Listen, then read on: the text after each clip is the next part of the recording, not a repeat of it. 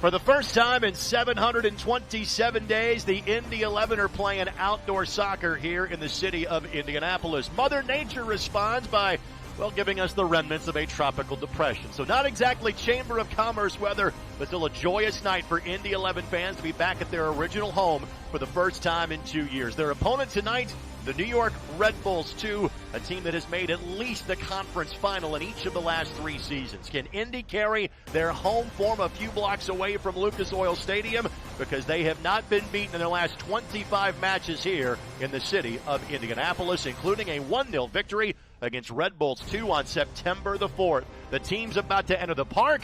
We'll have the starting lineups and keys and much more coming up next.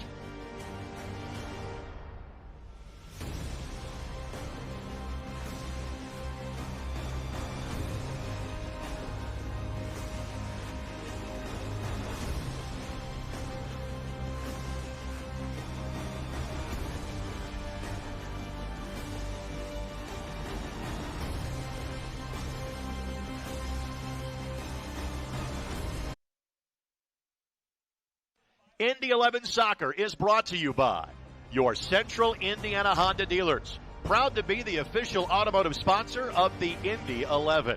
And by Community Health. Exceptional care simply delivered. Community Health Network.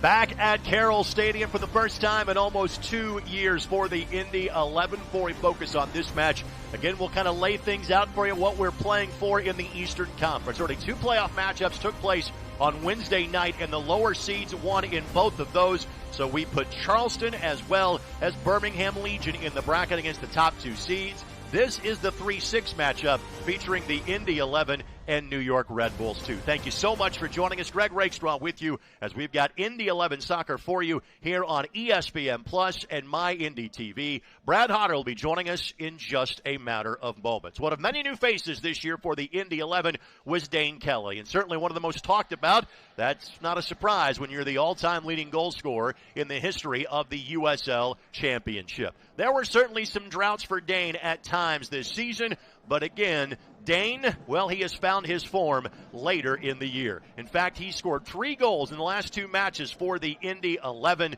a brace against Swope Park Rangers on October the 16th, and in the 2 matches against New York Red Bulls 2 this year, he was able to score in each of those contests, again with Dane Kelly totaling 10 goals on the season here on this perfect cross from Macaulay King, even on a night where, frankly, Red Bulls 2 had the better of the chances. Indy finds a way to win by a score of 1-0. So with that for the New York Red Bulls 2, this was kind of the start of a bit of a slide in the months of September and October. Red Bulls 2 would win their next match against Charlotte on September the 13th. They have not won since that time. They have only pulled 1 point from their last 6 matches. They went from the 1 seed in the East to the 6th seed in the East. Yet they have won a total of 4 road playoff matches in each of the last 2 playoff campaigns before losing in the conference championship match against Lou City in each of the last 2 years. Time now for our starting lineups for this match. They are presented by Honda Manufacturing of Indiana, the official automotive sponsor of the Indy 11. Both teams play a pair of double-digit scores up top. Pasher 11 goals, Kelly 10 for Indy.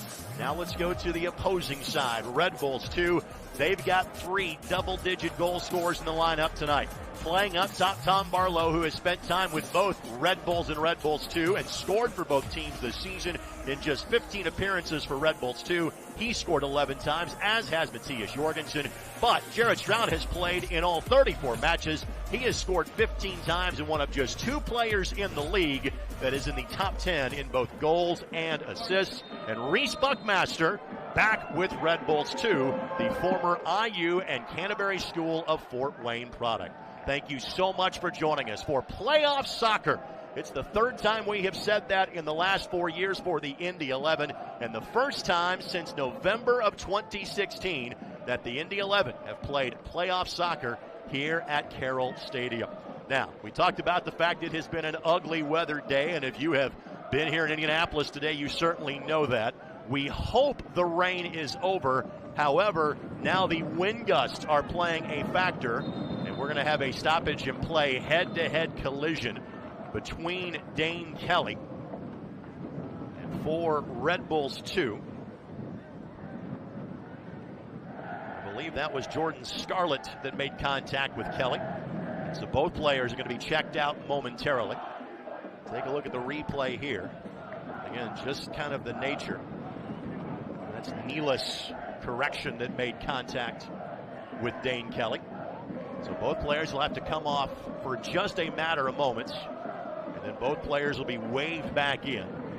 So we'll be 10v10 for just a little bit. And to finish the thought on the weather, we are expecting gusts in excess of 30 to 40 miles per hour during the course of this match. And Ioze will knock the ball back to Evan Loro. Loro in goal for Red Bulls 2 tonight. This is his 29th appearance of the season. This is the 5th ever meeting between these two sides, and Loro has been in goal for all of them. Well-timed run by Tyler Pasher, got behind the last line of defense. Ball played out to the side by Red Bulls 2, and a throw-in coming for the Indy 11. And they can take a little bit of a run-up with some of the area on that track if they so choose to on that side. But obviously it's a very slick surface, so do that at your own risk. And for those of you watching from outside of Indianapolis that maybe are seeing this facility for the first time, this facility has been here since the early 80s. Barlow plays it across, looking back post, and the wind, and you'll see that with some balls tonight, just took that and steered it away from the 18, away from everybody. And Macaulay King is the closest Indy 11 player to it, and he will have the throw in. First playoff match for the man you see on your screen in Macaulay King, young man who played in the Leicester system as a youth in Great Britain, but played Division II soccer at Young Harris College. And again, you have already seen him in the highlights of tonight's match because he had the assist on the only tally the last time these two teams got together back on September the 4th at Lucas Oil Stadium. Here is Reese Buckmaster. Put the ball in his hands. Again, Fort Wayne native. Just completed his career at IU last year. Was signed to a Red Bulls 2 deal at the beginning of the season. That contract was changed to a Red Bulls contract during the regular season. But now back playing for the USL Championship side, and I know he's got a lot of friends and family here to watch him in action this evening. Kelly gives chase. That ball headed back to Loro. He claps his hands, and he can play it easily with his feet, but didn't have to. Loro, Jared Stroud, Chris Lemma. Those are the names that we will talk about tonight from a Red Bulls 2 perspective that have played the most during the course of this season. Stroud now appearing in his 35th match for Red Bulls 2. Lemma, and a foul has been whistled, I believe against Matthias Jorgensen, the guilty party for Red Bulls 2. Lemma played in every match but the finale a week ago, a game in which Red Bulls 2 allowed 7 goals. They've given up 7 and 5 in 2 different matches as part of their struggles over the last 6 of this season. Loro, a veteran of this team as well.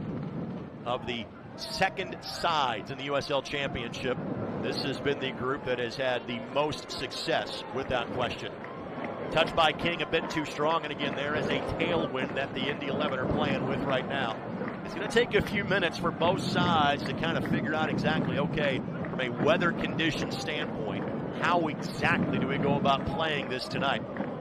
And you'll get a great idea as to the wind that Loro is fighting, as he is kicking this one into a gale. In fact, the ball isn't even staying put on the 6-yard box. And God bless the Brickyard Battalion, the effort they are putting in tonight. They are right now sitting in the face of that breeze, and they are loving every second of it. Hackshaw gets a run going. Buckmaster then settles for Red Bulls 2 and finds a bit of real estate to work with. And now the long distance ball that holds up well for Jorgensen. However, a foul has been called against Jorgensen. And again, Jorgensen featured against the Indy 11 back on September the 4th, and he had a couple of really good chances in the first half of that match that just missed the target wide. That ball just missed the target a bit long of both Kenny Walker as well as Tyler Pasher. And once again, a goal kick coming for Evan Loro for New York Red Bulls 2. So minute number 6, opening round of the playoffs. This is the 5th year of this Red Bulls 2 franchise. There you see the numbers on Evan Loro this year. This Red Bulls 2 team has made the playoffs in all 5 seasons. They were the USL Cup champions 3 years ago as the number 1 seed. They have never lost an opening round playoff match. This is a team with really a pedigree second only to Louisville in recent memory in USL Cup play. This is Barlow. And Barrett with him step for step, able to knock that ball off of Barlow. Throw in coming for the Indy 11 here in minute number 7. I will do this multiple times throughout the course of this match, but we cannot thank our production crew enough. All of them based here in the Indianapolis area. Weather conditions for setup today were absolutely miserable. I'm not sure it's gotten better. They have put in a yeoman's effort to make this broadcast possible this evening. We cannot thank them enough for the hard work they have put in. King will track this down, with Stroud giving chase. 3-5-2 the formation for the Indy 11 this evening. Great job by the Iron Man and Tyler Gibson. First time we have called his name tonight. Sliding tackle by Walker. And it's ruled he got ball first and knocked that off a Red Bulls 2 player. Throw in coming here for the Indy 11. By the way, tonight's matchup brought to us in part by Community Health Sports Medicine. Dream big, work hard, and finish strong.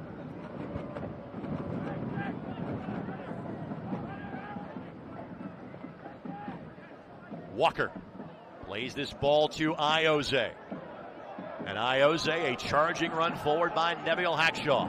Hackshaw looking back post, couldn't get a touch to it, but by far the best look of the match just belonged to the Indy 11. And almost from the opposite side of the ledger as the last goal that Indy had against Red Bulls 2. This time the cross from the left side, and Hackshaw, Kelly didn't miss it by much. It was almost an early 1-goal lead right in front of the Brickyard Battalion. One move by Scarlett kept Kelly onside. Fantastic ball by Hackshaw. Kelly just couldn't latch on to it. Give away in midfield. Opportunity to pounce for Red Bulls 2, but Jordan Farr off his line. And again, Farr playing in now his 10th league match of the season. Once again in for the injured Evan Newton. Newton suffered a leg injury against Ottawa Fury FC back on October the 2nd, and Farr has handled all of the activity in net since that time. The second-year pro getting his first playoff action tonight. He has been absolutely solid for the Indy 11. Long-distance ball. Pasher got ahead to it, not a settling touch. Now Nealis tracks him. Nealis, one of the many Red Bulls 2 players that, again, has spent time with both the USL side and the Major League Soccer side this year. Red Bulls beaten in the playoffs last week by the Philadelphia Union. Now charging forward come Red Bulls 2 at the edge of the 18. One touch is a bit too strong. Ioze didn't get the clearing touch he wanted originally, but then works the ball away from Bezecourt and gets the ball back to the midfield of the pitch. Kelly applying pressure. Barlow was just a step away from having a look on goal. Barlow did score in the 2-1 victory by Red Bulls 2 against the Indy 11 back on April the 28th. Both of those were second half goals for Red Bulls 2. We referenced a bit earlier, this is the 5th time that these two teams have gotten together in the 2 years they have both been participants in the USL. The home team has won the previous 4 matchups. Right idea by Lemma, but he and Bezecourt not on the same page. He got touch a bit too strong, and the restart a quick one by Jordan Farr. Minute number 11. The ball last touched by Red Bulls 2. Had the chance to talk with their head coach, John Wallinack, yesterday for Soccer Saturday. As you take a look at Jordan Farr, the native of Salem, Oregon. Again, a rookie last year that didn't see a minute of playing time, in large part due to a shoulder injury suffered early in the season. But he was one of the first players re-signed by the Indy 11. And he has been a more than capable understudy / backup to Evan Newton. Newton's had a couple of different injuries that he's dealt with through the course of the season.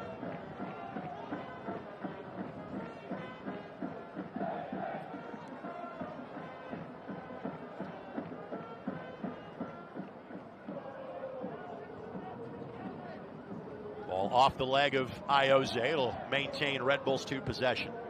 Farr also got some time in spot duty in the Open Cup, dealing with a red card that Evan Newton suffered in a match against Lansing.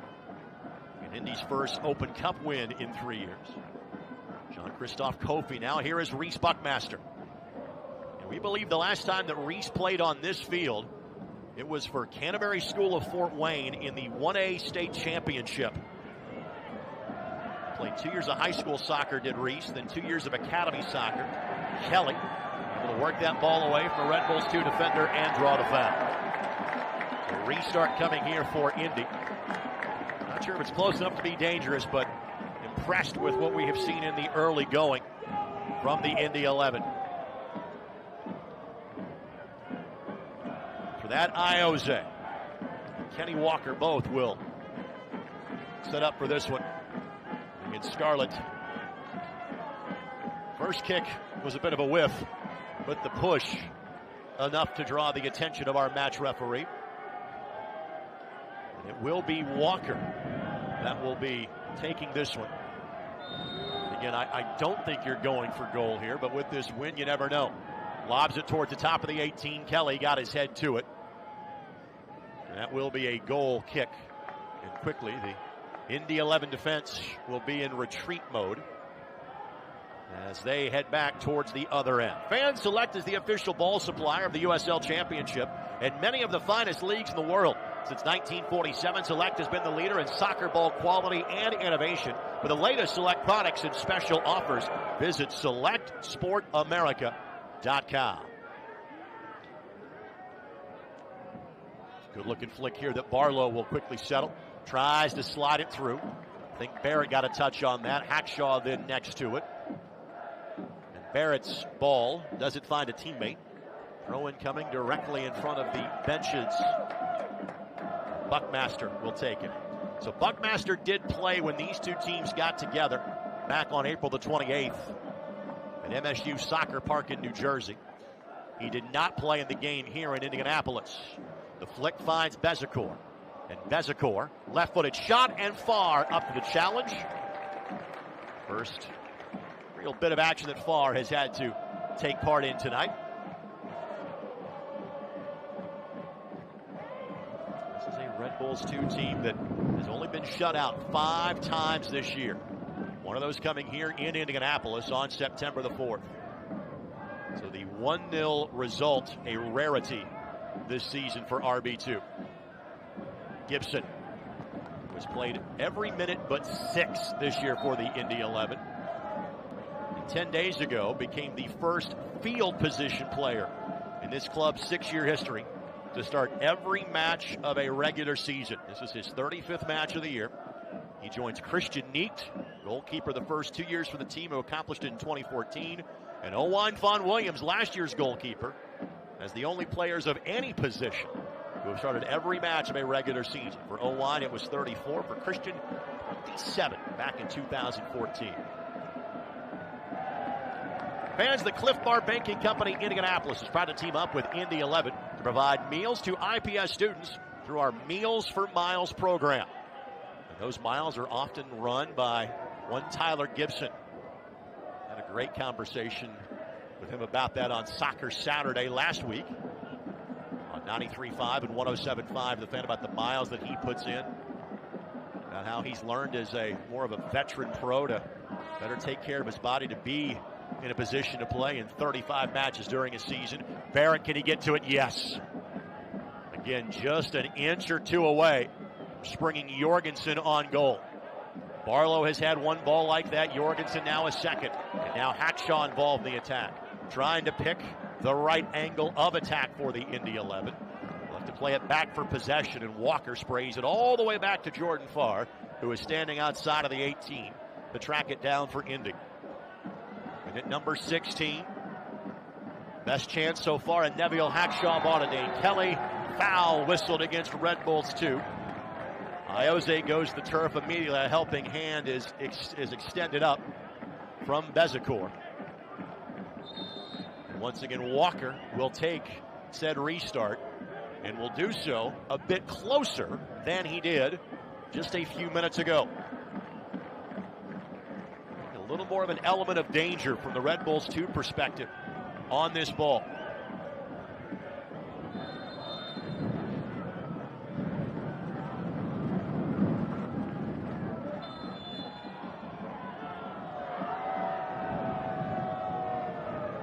Foul called on the free kick effort.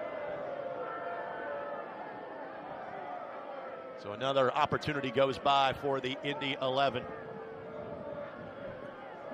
Well, I figured at minute number 17, I should finally let my partner talk. The cannonball run is complete. Brad Hodder is here. For those outside of Indianapolis that don't know, he is the men's soccer coach at DePaul University. They played in Meadville, Pennsylvania, wrapped up that match at 2, and you defied probably most of the speed laws in the state of Ohio and Indiana to get here. Good to see you, my friend. And some in Pennsylvania, too. Well, clearly you haven't missed anything in terms of, the weather today locally, but also in terms of goals scored in this match.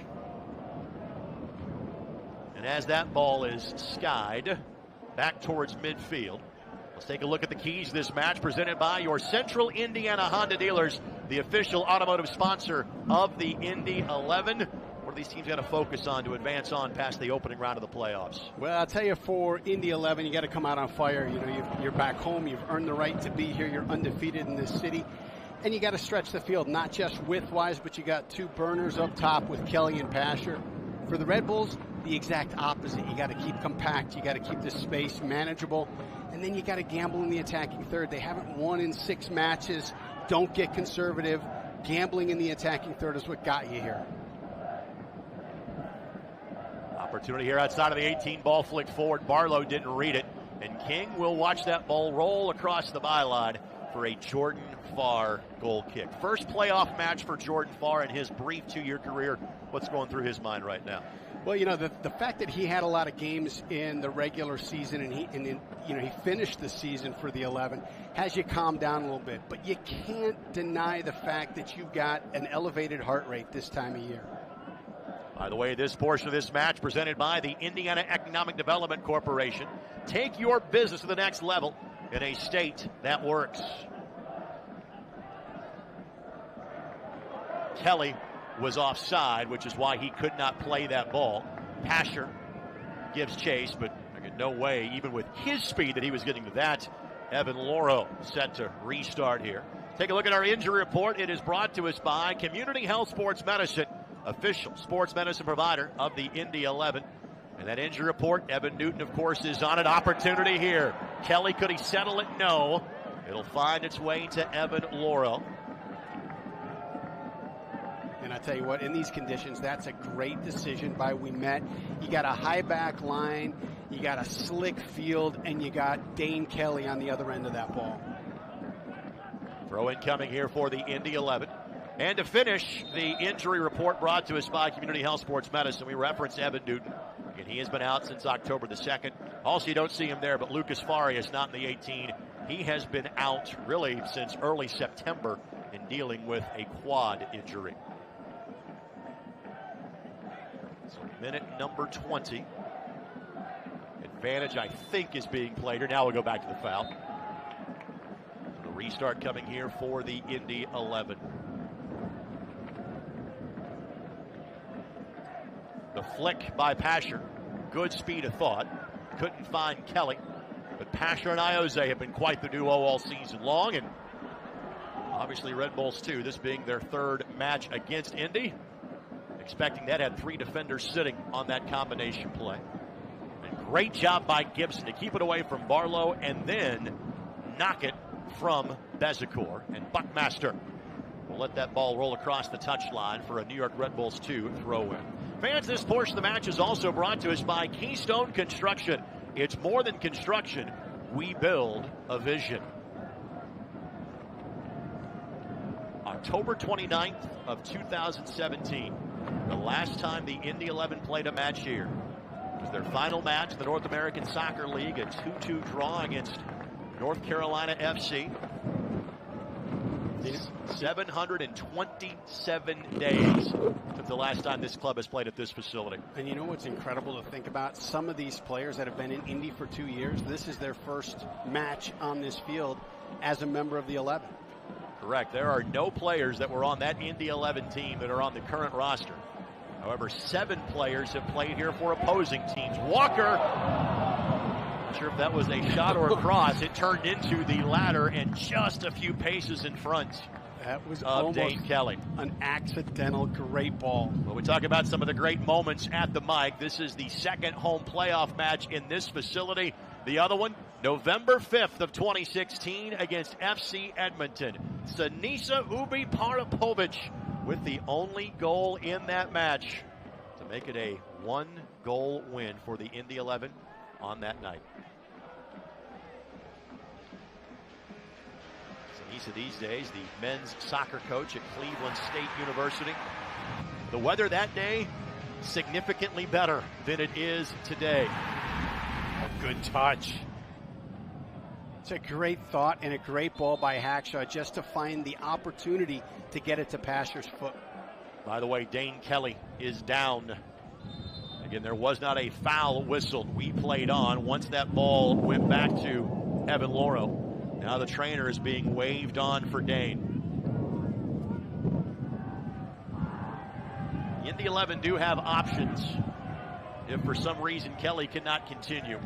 As far as players available for substitution for head coach Martin Rennie tonight, Eugene Starikov, Christian Novoa, Ilya Illich. So you've got some other players you can go to, but Kelly, maybe on his best form of the season, you want it to be him for as long as possible this evening. Yeah, you don't want to have to burn a sub this early, but it is nice that you've got that kind of depth coming off the bench of guys that have scored at this level.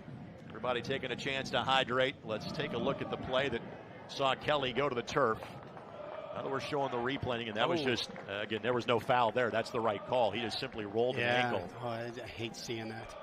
So he will saunter off to the sideline and see if he can get this worked out and return to the match.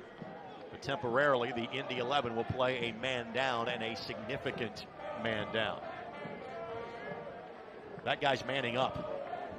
Maybe a little bit too much man to show there, but still some brave souls in the Brickyard Battalion this evening. It's a smaller section than that group is used to, but they did sell out their allotted tickets.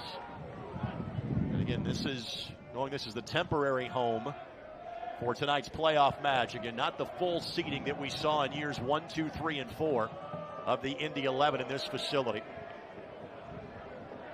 And this was at one point the home of the Pan American Games back in 1987. IUPUI's men's and women's teams play here.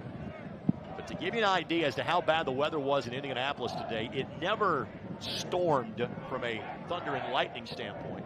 IUPUI, almost a giveaway here. Good recovery by a Red Bull student, at least. I just let that ball roll out for an Indy 11 throw in. But IUPUI was supposed to play a men's match here at 1 o'clock today. It was postponed. Standing water on the field as of 12:40. It has been brutal all day. I'd say that was a clever little ball by Drew Connor just to pull that down out of the air and to be able to turn with it. How were the weather conditions in Meadville, Pennsylvania? It was beautiful until the last 5-10 minutes, and then from that point we got everything that you guys have had all day, and it was 6 straight hours of it. The remnants of tropical depression Olga. We've had that before in years gone by here with Indy 11 matches. Flicked by Pasher, but Loro quickly able to track it down. Yeah, that's a great read by Hackshaw to step in there before the Red Bulls can get a touch on it. Of course, Hackshaw, the international level player for Trinidad and Tobago. Twice this year he has been called up to international duty. Last time was just 2 weeks ago. He missed the match at the Tampa Bay Rowdies. Only non-win in the last 3 matches for the Indy 11. A 1-1 draw. Tampa Bay is playing in Louisville as we speak, where I guarantee you the weather conditions are about the same as they are here, as in the rain has moved out, but Likely a very windy night at Slugger Field in downtown Louisville. Nealis did not do with that ball what he wanted to. Pasher turns on the Jets. Will play to Walker. Walker back to Pasher. He's got 4 in the box to choose from. Couldn't get it through. Well defended by Red Bulls 2. Finds Gibson. Gibson slides it forward. Flag stays down. Ball played towards the top of the 18. Kelly a flick. Ioze not in a shooting position. Draws 2 defenders with him. Tries to somehow thread it through 2 of them. And eventually a throw-in coming for the Indy 11 just shy of the corner flag. I tell you, that's got to be your worst nightmare as a defender, to turn the ball over in your box and see that it's at Pasher's feet. By the way, this portion of the match presented by Honda Manufacturing of Indiana, official automotive sponsor of the Indy 11. Tough to find a target with so many red kits inside of the 18 for Red Bulls 2. Barrett plays the long diagonal ball and played it perfectly. Wilmette! Oh my goodness! Wilmette with the goal! What a finish! What a finish! And that ball was all set up by Patty Barrett. I keep glancing towards the BYB. It's been 2 years since they have had the privilege of cueing the smoke. Now it goes, and the Indy 11 strike first in minute number 27. What a finish. Wilmette does it to his former team. He used to play for the Red Bulls. He spent time with Red Bulls too. He knows a thing or two about a championship. He won one in San Francisco 2 years ago. Let's take a look. And one more time, Macaulay King gets an assist against RB2. Wow, what a ball. Just clears the defender. So the first goal belongs to Red Bulls 2, and almost at the other end, while you're showing the replay, the turf hop almost got the best of Jordan Farr. A bounding ball nearly went up and over him. He had to really stretch to get one paw on it, or it could have been 1-1. Such a clever touch by Wilmette. You know, we're so used to seeing him on restarts just fight for a ball in the air and get a little flick on goal. That was such a brilliantly touched ball. All right, it took nearly 80 minutes for Indy to find the back of the net against Red Bulls 2 when they played 2 months ago. Finding one this early. What does it mean to this match, as already Red Bulls 2 have earned a corner kick? Well, I'll tell you, psychologically right now, the Red Bulls have not won in their last 6 matches. They just gave up 7 in their last match of the regular season. So what it does is it puts them on a little bit of shaky footing. And if you can keep this energy, you can keep the momentum, and keep pressing at the box, you might be able to nick another one. Lemma on for the setup on the corner. He's got 6 assists this year. Again, the wind helps steer that one well outside of the 18. And eventually that ball knocked back to midfield by Red Bulls 2 and all the way back to Laurel, just to top the 18 at the other end of the park. So for Carl Ouimet, his first postseason goal in an Indy 11 uniform, his 3rd goal of the season, and the rare goal for Carl that wasn't sent to him by Ioze. Yep. Almost everything from a goal-scoring standpoint for Carl. That's going to be a whistle against Macaulay King for a late challenge. Restart coming here for Red Bulls 2. And usually it requires a corner for Carl to find the back of the net. Not that time. From the run of play. And for Macaulay King, that is now 4 assists this year for the rookie. 2 coming against Red Bulls 2. And you know, almost each of those has been a one-touch ball that's just delivered perfectly into the box. He has not played like a rookie all season long. Good looking ball here that Walker steers away from the 18 and towards the Red Bulls 2 bench. Kelly providing pressure. And Hackshaw, but I'm going to say he got a little too much body, and I would tend to agree. They let that play develop once there was no advantage there. Then it comes back to near midfield for a restart for Red Bulls 2. And Buckmaster, the Fort Wayne native, the player that was fouled in that effort by Dane Kelly. Could you imagine playing a professional playoff match in a place where you played for a high school state championship? That's what Reese is doing as we speak. That has to be just so surreal. Lemma sends it in. Could be a dangerous ball there, but Farr made it look easy. He will hit the reset button quickly, and off goes Pasher. He's onside, but again, the turf bounce and the wind combined. So even spin that away quickly from Tyler Pasher. And you can see just a little bit of the difference in the turf that they're used to. The Lucas Oil turf just holds up a little bit, pops it up, and Dane Kelly and Pasher have been so great at reading that bounce. And here it's playing a little faster and skipping a little bit with the slick surface. Well, this turf is nearing 10 years of age at Carroll Stadium. The turf that the Indy 11 play on is brand new as of last August. What has changed for the Indy 11 since last playing here, and you'll notice kind of two different tones. The turf inside of the 18, that is 2 years old. The remaining turf is about 9 years old at this point. Look at that ball just hold up in that wind for Barrett. Asher couldn't make the successful turn. Good looking ball here. Desicourt couldn't keep control of it. Fans, this portion of the match presented by our friends at Indiana Members Credit Union. You can show your Indy 11 pride and get your exclusive Indiana Members Credit Union Indy 11 debit card at any Indiana Members Credit Union branch or online at imcu.com today. Carl Wilmette's goal, just the third goal in Indy 11's playoff history. Joins Sinisa Ubiparapovic. And last year, Suni Saad did find the back of the net. Buckmaster's going to get a talking to here from our match referee. Does he have just a conversation? Wasn't sure what else more that might have been. It may be a carryover from the last restart because Buckmaster kept trying to slide the ball up and even erased to the spray that the official put down to mark it. Great job by Barrett to earn the foul. One of those four players that spent last year with FC Cincinnati.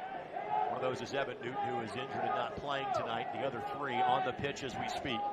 Patty Barrett, Tyler Gibson, and Kenny Walker.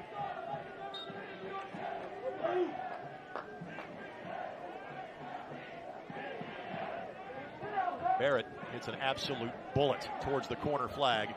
But again, that ball is just going to, because of the wind and because of the slick surface, again, it rained for a good 10 hours in Indianapolis today. That ball's going to hit and almost hydroplane and just take off. It is difficult. It's going to take you a while to figure it out, but that direct through ball is not going to be on from the middle of the middle third. It's going to have to be angled balls that can stay on the field a little bit longer.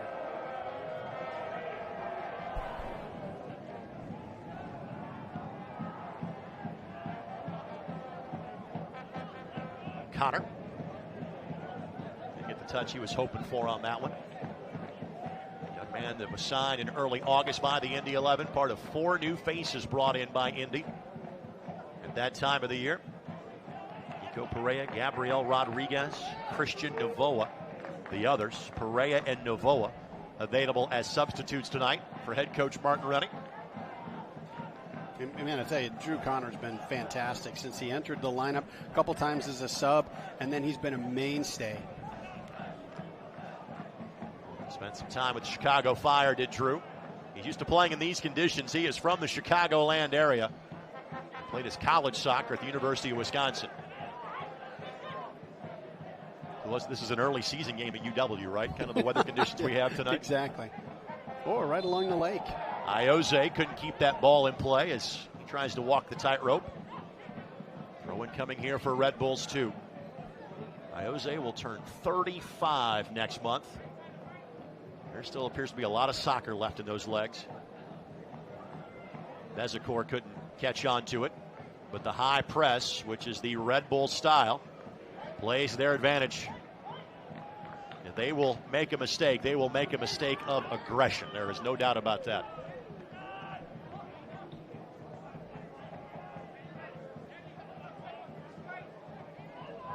Right idea, but just a bit too much on that pass. A throw-in coming next to that corner flag for the Indy 11. This portion of the match presented by Keystone Construction. Keystone Construction, it's more than construction. We build a vision. This has to remind Martin Rennie of his home in Scotland. Exactly, This is what, a 2 or 3 club wind over in Scotland? Beautiful sunny day. Opportunity here. Barlow outside of the 18. Flicks it for Bezecourt, and far is there, spills it. Barrett. And that ball does eventually deflect off of him. Corner coming, second of the match for Red Bulls 2. Clever little interplay by the Red Bulls in the box to earn a shot. And again, I know they have struggled in these last 6 matches, but there's so much roster up and down during that time. And knowing the focus of the Major League Soccer side was on the playoffs, to me, you can almost erase that. This is such a talented team that the Indy 11 are playing tonight. Ball sent in. Barrett got there first. Kelly will settle and looks to buy some real estate. Has Pasher make and run if he can get it to him. Extremely well defended by Red Bulls 2, and Kelly gives the foul. That's well done on an island by Red Bulls 2. Right, because if he gets it on the break and he's able to separate just a step from the defender, he's got Pasher weak side. Kelly 10 goals this year, 11 for Tyler Pasher. Those are just the 3rd and 4th players in this club's 6-year history to have double-digit goals in a season, and the first time that there have been 2 in one season for the Indy 11. Other names, Ayman Zayed and Jack McInerney.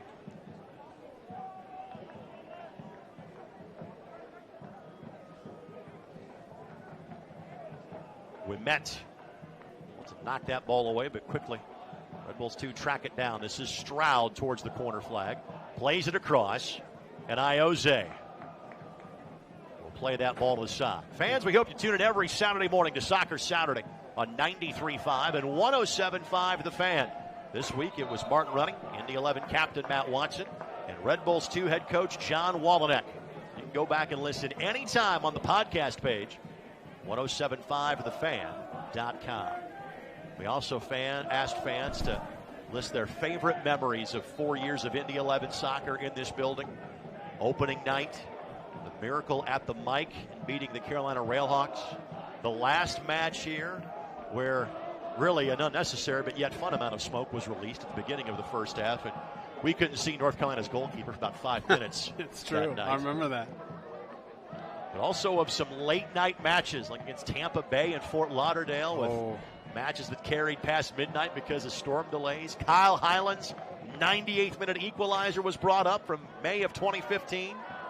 A lot of great memories. And that ball, again, Loro could play the turf bounce. So Indy will be playing into this wind in half number 2. What does that mean from a tactical standpoint for Martin Rennie's team? Well, when you look at some of these direct balls that they're playing right now that are running off the field, they may hold up a little bit more in the second half. And for the Red Bulls, those are some balls that may carry out of bounds, like the one that just held up here for the throw-in. Barlow the target. And has goals with both the Major League Soccer Club and 11 and 15 appearances here. Kelly the target here. But Hackshaw's pass doesn't get to him. Scarlett quickly sweeps it back to midfield. Barlow has featured in all 3 matches against the Indy 11 this season. So he hasn't been a regular for Red Bulls 2. He's been a regular against this team. Barlow couldn't keep that ball in play.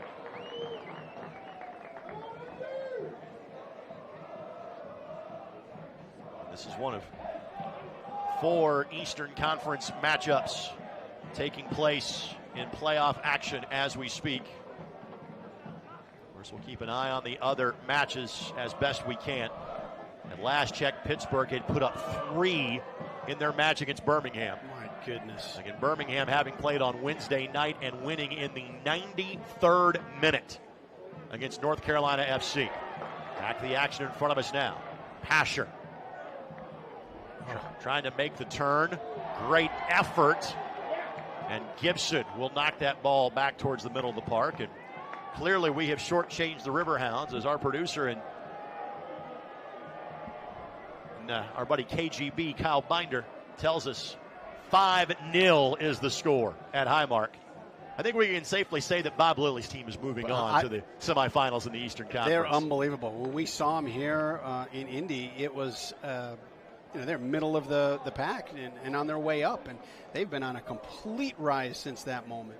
This is Giannis that will take the throw in for Red Bulls 2. By the way, down in Louisville, 61st minute, Lou City 2, Tampa Bay Rowdies 0. And again, for Louisville, given the success they have had in their building in the playoffs, for them to get to that 4 seed was absolutely massive. Final 5 minutes plus stoppage time of the opening half, presented by your Central Indiana Honda dealers, official automotive sponsor of the Indy 11. Further complicating things for the Tampa Bay Rowdies as Indy is called for a foul. Malik Johnson not playing tonight for Tampa Bay. He was fantastic when we saw him here. I'll tell you what, I was in Louisville a couple weeks ago and got to drive by their new stadium. Oh my goodness, is that place impressive. So here's Lemma. Everybody outside of the 18.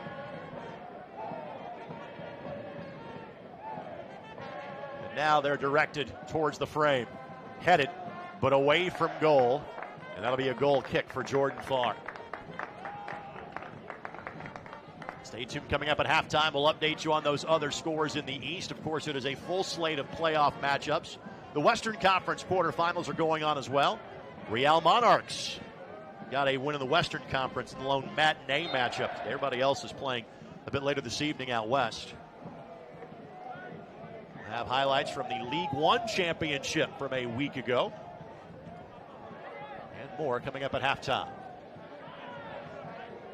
Would not think we're looking at a great deal of added time. Maybe a couple of minutes with the goal and an injury or two. So we're now in minute number 43. Again, Carl, we met the goal in the 27th minute. Kelly settles. Buckmaster knocks it away. And who touched it last? Red Bulls 2 did. Corner coming for the Indy 11. And Kenny Walker heads in that general direction for Indy. I'll tell you, both teams are playing such a compressed block to try and trap the ball. You got guys like McAking that are staying on the outside of that. Indy can find a quick switch into that space. He's got a great opportunity. Walker 5 assists. He and Iose pace the club on that total. Paulie King just behind them with 4. Gibson provides a little short corner help if needed for Walker, and that's the way the ball goes. Walker charges forward, plays it across left foot. We met, tries to settle. Kelly's shot deflected, and then Kelly a bit aggressive on the shoulder-to-shoulder challenge and draws the foul. But he is so great at that. He's used to doing that against guys that are 6'3", 6'4", 200 pounds, where it just knocks them off their spot a bit instead of taking them down for the foul. First time, though, that we have seen that version of a corner with the interplay with Walker charging forward. And anytime you can do something that opposing teams haven't seen on tape in 34 matches, I like the creativity from Martin Rennie and company. Yeah, and it's a good read both by Walker and Gibson, because you take a look on these short corners. When you put 2 guys out there, if they don't bring 2, you've got a 2v1 with 2 talented players. Take it every time. So Wimet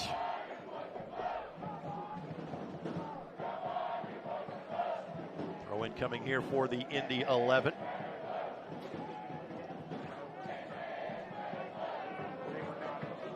Pasher couldn't track down that ball.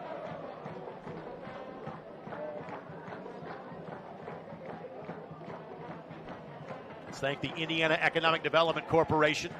Take your business to the next level in a state that works. We're great sponsors of Indy 11 Soccer here on My Indy TV and ESPN+.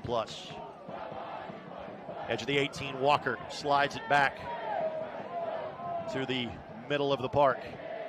Good call. Good call. Giving chase is Kelly, and Buckmaster makes the wise decision. Just plays that ball off to the side. You look around, and I'm not a big fan of knocking that ball out of bounds, but you look around, over one shoulder's Dane Kelly, over the other shoulder's Iose. On your back is Tyler Pasher. That's not a ball you want to make a mistake with.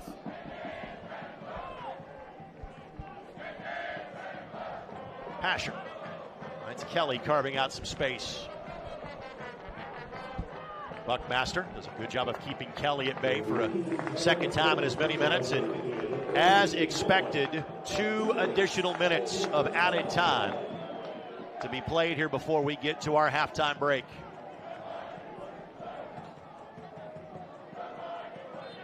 We'll talk to Indy 11 head coach Martin Rennie as he returns to the field for half number 2. Iose Plays it back to Barrett. Barrett steers it well left of the frame, and a couple of Indy 11 players said they went for it would have been offside.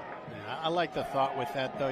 You're not in good defensive shape. You got your center back pulled all the way on the outside. He's getting pressed by a couple guys. Don't try and bring that down. Just knock it back in there.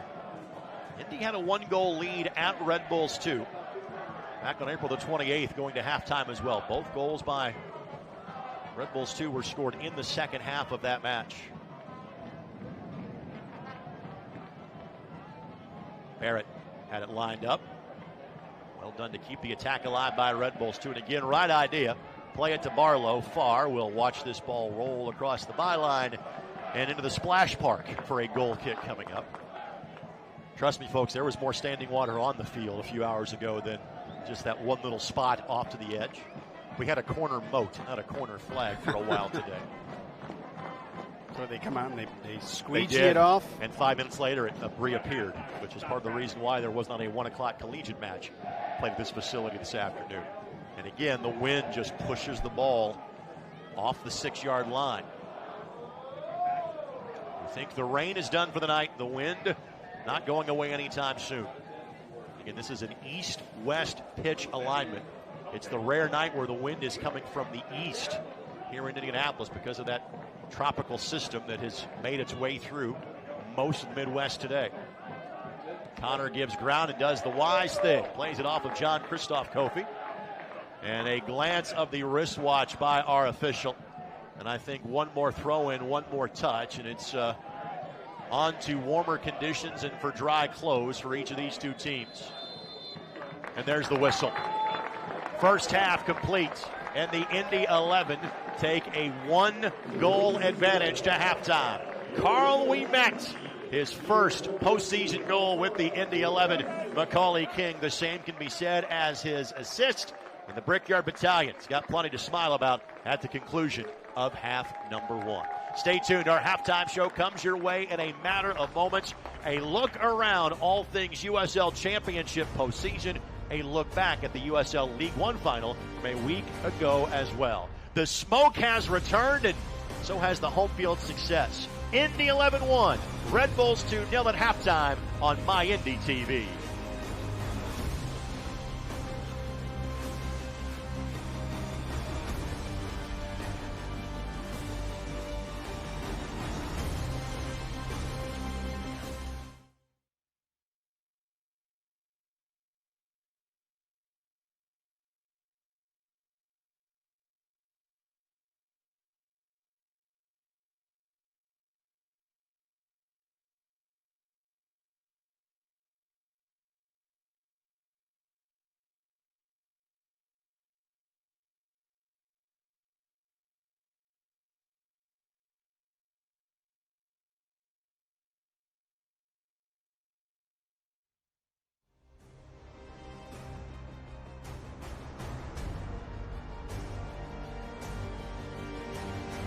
Wind-swept pitch here at Carroll Stadium. It's been dry for the last few hours. Indy 11 finding the back of the net, courtesy of Carl Ouimet.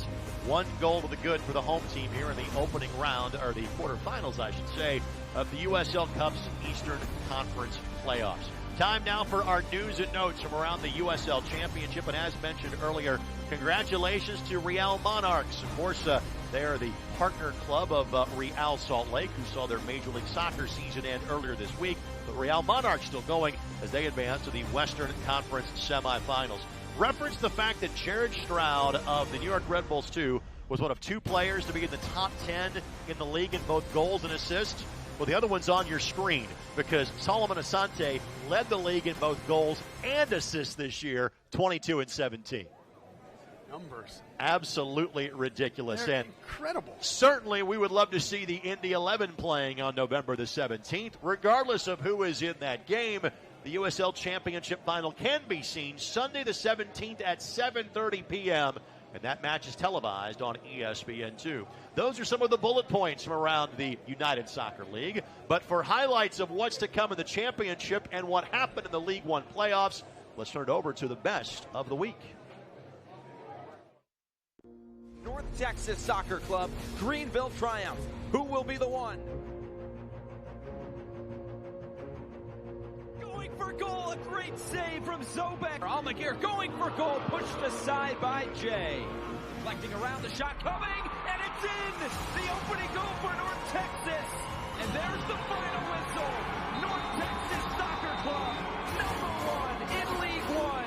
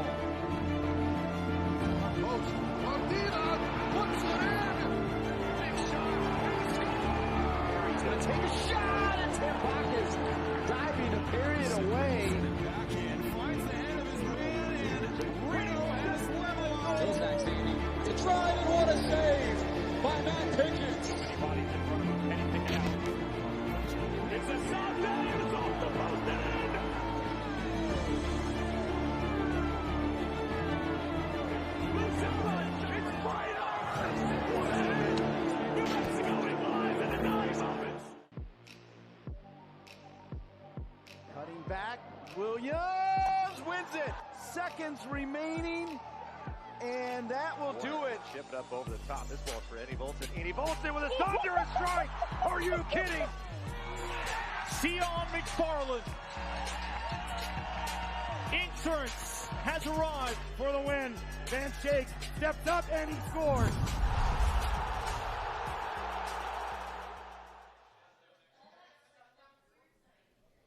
Once again, back at Carroll Stadium, the Mike, the home of the Indy 11 from 2014 through 2017. So far, so good in the homecoming for the Indy 11. I'm sure Red Bulls, too, has something to say about that in half number 2. 1-0 our score at the break.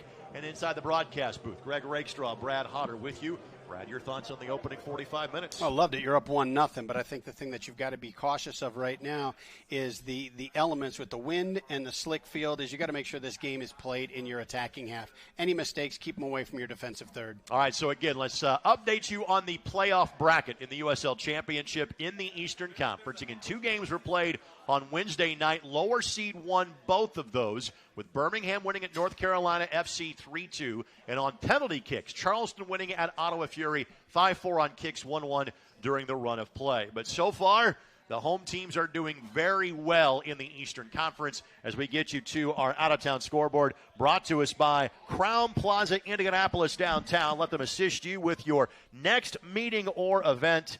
5 for the Pittsburgh Riverhounds, 2 for Lou City FC, and now Nashville in the first half. They were the latest starting match at 8 o'clock Eastern time tonight. They lead Charleston Battery 1-0. Again, if this holds, the top 4 seeds all advance next week. And again, if these scores stay the same, it would be Indy at Nashville, Louisville at Pittsburgh next Saturday. And you look at the home sides advancing, and that's what you fight for in these 34 games in the regular season, is the right to be at home, to give yourself that advantage in postseason. Time now for our Touchline Trivia question presented by Indy 11's Fall Youth Clinics. Another single-day, 2-hour session for ages 6 to 14 takes place this Sunday from 2 until 5 on the northeast side in Lawrence. Register your kids' spots today at indy11.com/camps. Tonight's question: how many times have the Indy 11 lost to a New York-based team in their history at either Carroll Stadium or Lucas Oil Stadium? Obviously, that answer could change in the next 45 minutes, so we'll have the answer to that question coming up for you during the Central Indiana Honda Dealers post-game show. Teams about to head back onto the pitch for half number 2. Highlights and stats from half number 1, and a conversation with Indy 11 head coach Martin Runny when we come back here on My Indy TV and ESPN+.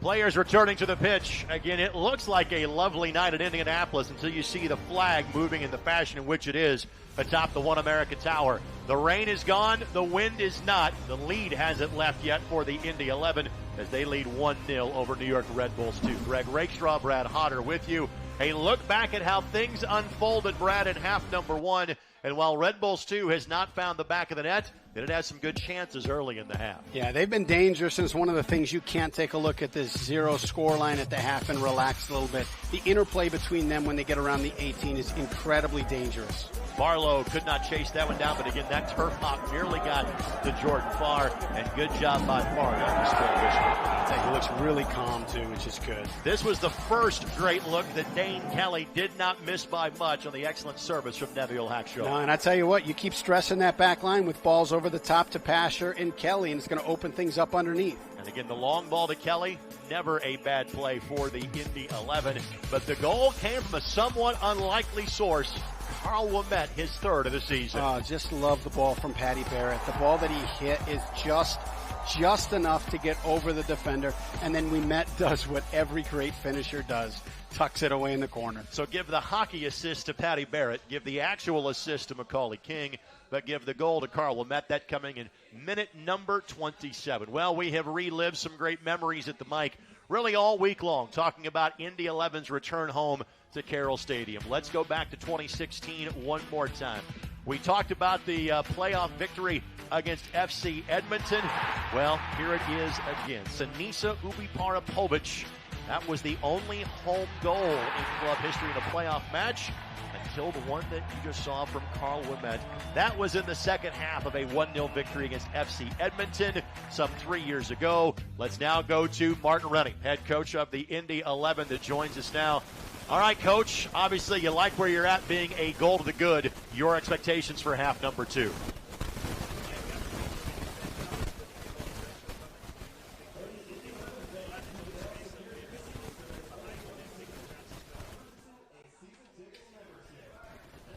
Well, unfortunately, as you can tell, we're having some technical issues with Martin's mic. We will try again to hopefully speak to him coming up in the post-game show. Martin, if you can hear me, thank you for your time. We'll talk to you after the course of the match. And again, when you deal with the weather gremlins that we had to deal with during the course of the day, not everything's going to work. So hopefully we can get that loaded up for the post-game show. If that's the only glitch, you can live with that. Let's hope that's the only glitch for the next 45 minutes. Gremlins. Weather gremlins? Weather gremlins. That's how bad it was. It that literally rained gremlins, like old AMC Pacers for like for like a period of time earlier today. I was thinking the wrong gremlin. Well, or those gremlins too. So Dane Kelly standing over this one. It looks like no changes from either side to begin half number 2. And Indy will be going into the breeze. They are going towards the eastern end of the stadium. Or to put it in perspective for you, they are heading towards downtown Indianapolis in half number 2.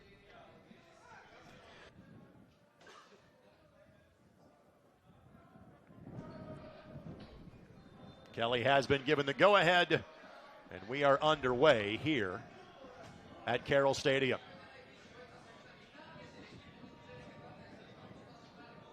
Wait, that ball just held up. That probably changed 5 yards in where it was going to land. So Macaulay King will have the throw in for the Indy 11. Kelly will settle. He's got an option to his left, and he finds said option, and that is Ioze.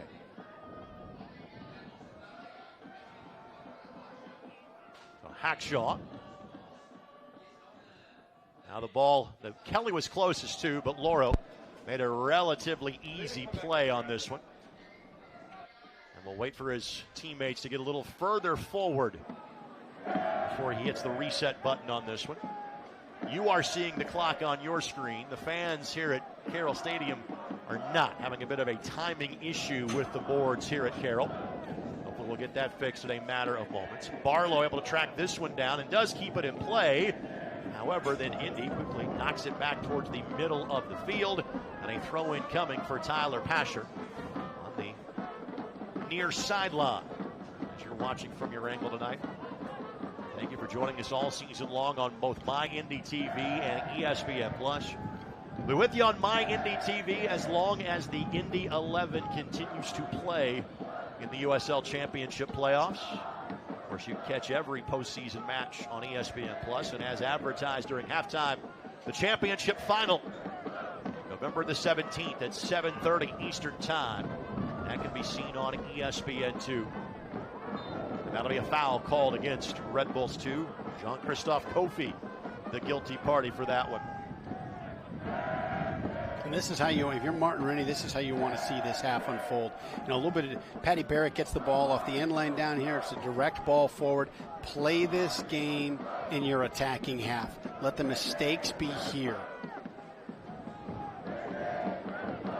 All the restarts on this side of the midfield stripe for Indy have been just far enough away where haven't led to any great looks yet. Iose playing this ball to the opposite sideline, and Hackshaw just couldn't turn the run in time. Throw-in coming for Red Bulls 2. This portion of this match brought to us by the Denny Companies. Tearing down the past so you can build the future.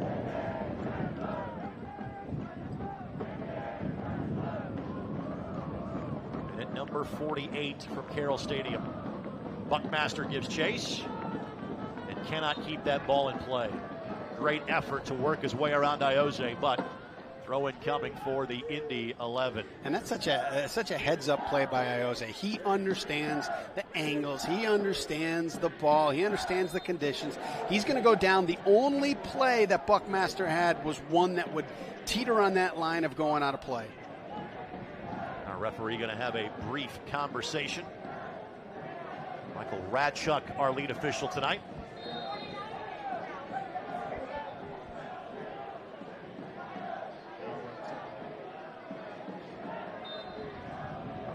Foul has been called against the Indy 11.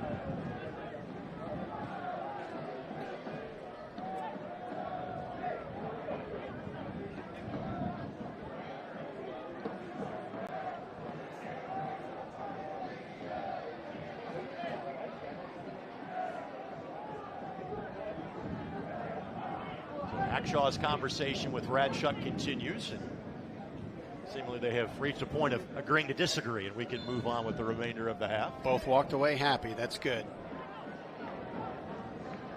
That's just going to be it'll take New York a little bit of time because it's a complete adjustment from the direct ball that they were playing in the first half.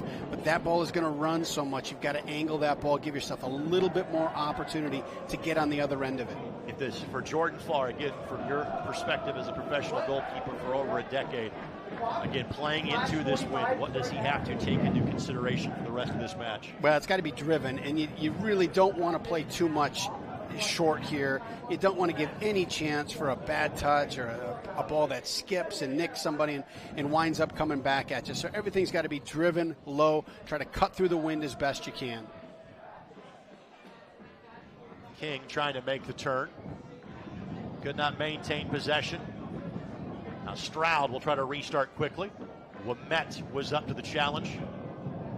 It's been a rather disjointed opening few minutes of half number 2. But you're okay with that if you're the team with a 1-goal lead in Indy. Yeah, and the tough part with it too is even though you've been in the wet conditions and you understand, the temperature and how the field is playing right now, it's still a completely different game than the one you played in the first half because of how strong the wind is. Lemma plays this across. This is Reese Buckmaster. Now Lemma slides it forward outside of the 18. Left-footed shot does not get through. With the attack far from over, Barlow trying to create some space. Hackshaw got the ball first. No foul, clean play. He is so solid at denying passes and denying shots. Fans, Indy 11 Premium Suites are the best way to entertain your guests. Learn more at Indy11.com or call 317-685-1100. Premium Suites are quite choice on a night like this one. Fans nice and warm on our side of the field as you're watching this match from your hopefully position on your couch or off your laptop, smartphone, etc. And tough opportunity here. This is one that frustrates you a little bit because this whole possession was set up by diving in at the ball in midfield.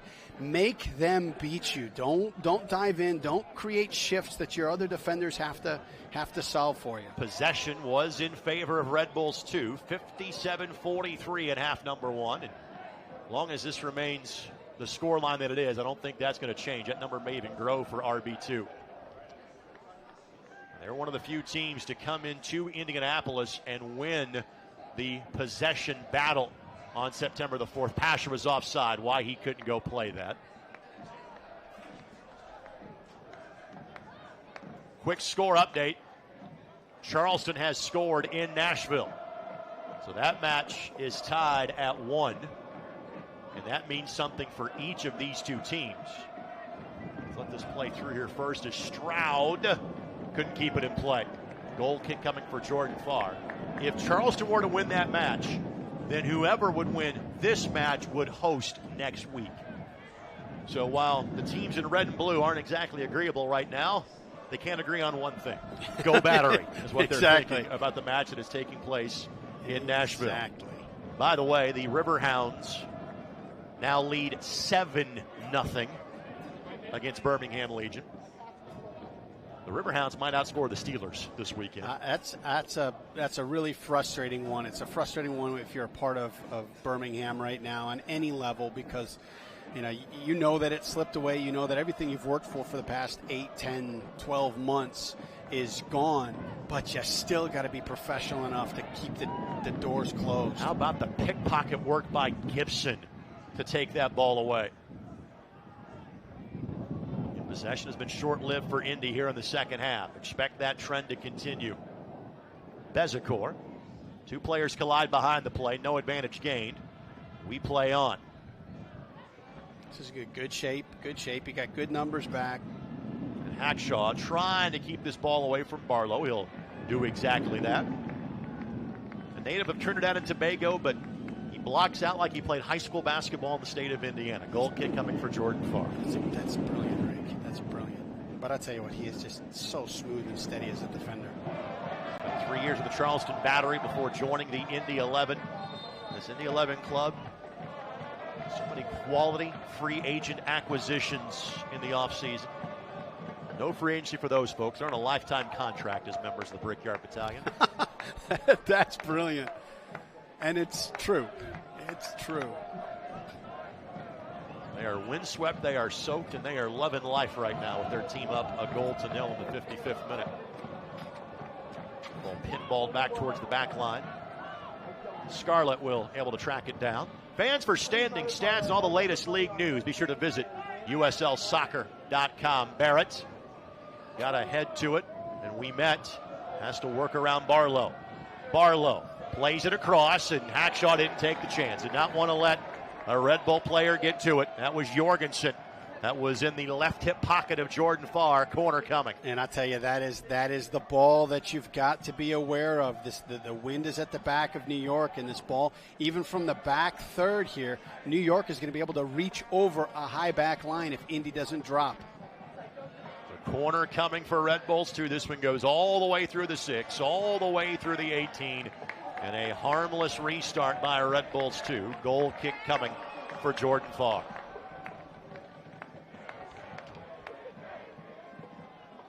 Shroud, the 15-goal scorer for Red Bulls this year, and led them in assists with 9. This is his second season with RB2. You would think some more time with RB1 might be in his future, if you will. I do think that's coming up. Connor. And that's going to be a foul against Drew. You would have liked a little better communication there because Gibson had won that ball and it was right in front of him and he could have advanced it himself.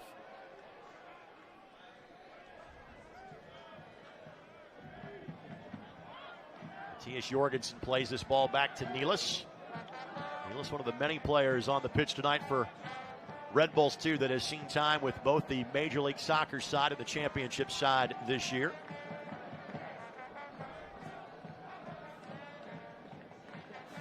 Nealis appeared in 9 matches at the MLS level during the course of the year.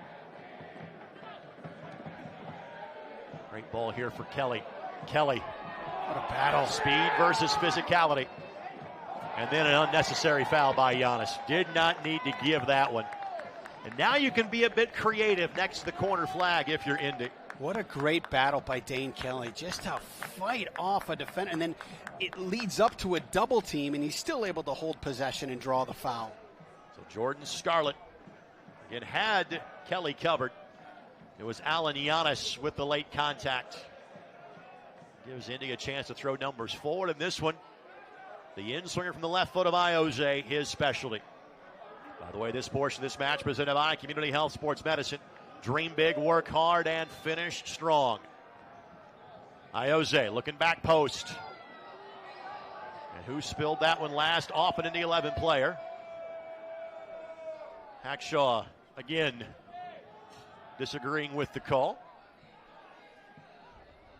But a goal kick coming for Red Bulls too. And Hackshaw, Barrett, we met all quickly in retreat. As they are the back line, the back three for Indy 11. Now with a 1-goal lead, you'll see Iose play a little bit further back and kind of add a fourth defender for Indy. Bounce of the ball favoring Red Bulls 2 here. Left-footed shot, heads up BYB.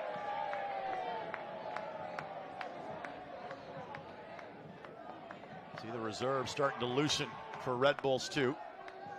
Not exactly a similar spirit for the guy starting to stretch by the opposite corner flag for the Indy 11.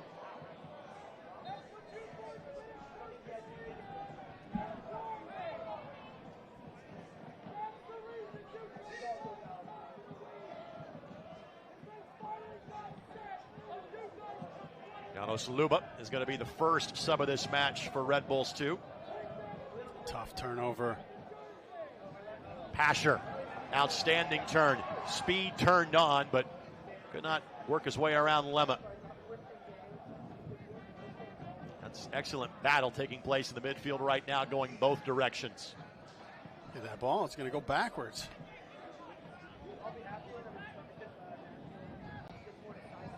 Connor charging forward, but that ball did cross the touchline. Tell you what, right idea though. You've got Kelly and a little drop back ball that creates a pocket of space over Kelly's head for Drew Connor to run into. Great idea, good delivery, just the execution was a bit off. So the first sub of this match comes in minute number 60. Janos Luba making his 17th appearance of the season. Does have 1 goal. He replaces Alan Giannis.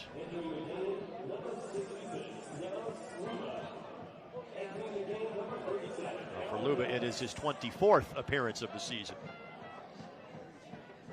So he is a frequent contributor for Red Bulls 2 this year. And again, Pasher can't go after that one. He was well offside.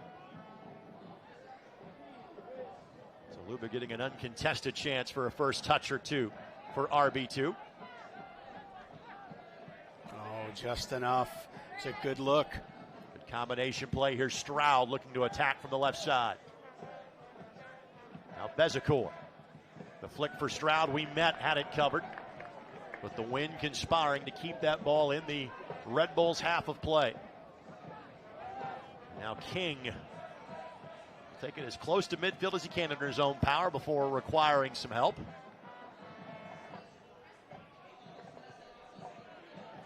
A real estate ball for Moumet. Just clear it out, give yourself a little breathing space, and a chance to organize if you're Indy. Yeah, you love the interplay. You love the way that they were calm under pressure, knocking the ball around, just staying a little bit ahead of the press. But it does make your heart skip a beat on this surface in that place on the field.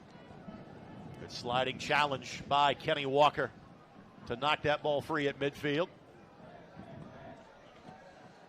And Barrett, as that center back in a 3-back system for Indy, his ability to read those balls from 10, 20, 50 yards away has been part of why this group has been so difficult to score on all season long. And I tell you, one of the things that kind of goes unnoticed sometimes is not only does he step in and win the ball, but he even does minute or so ago, he's got a head ball under pressure, and instead of just heading it to clear, he heads it out to Ioze so that the 11 can maintain possession. Hackshaw has to check his man, has to check the wind, and then has to read the spin of the ball. And Hackshaw, again, does a good job of just keeping Barlow at bay. Puts him on his hip, and Jordan Farr with the restart.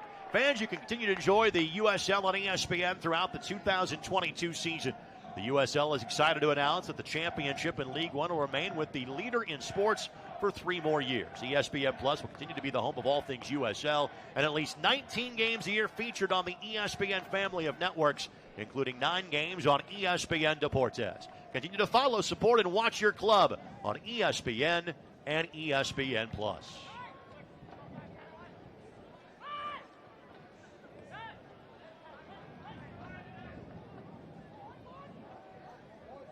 Possession tilted in favor of the Red Bulls this half.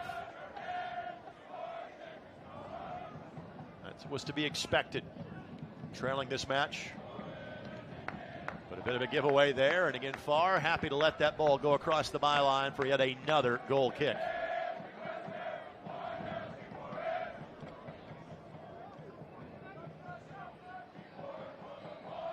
You like the way that the 11 are playing right now, where they're sitting in, they're staying compact, they're not getting stretched too much, they're not opening up gaps and seams for New York.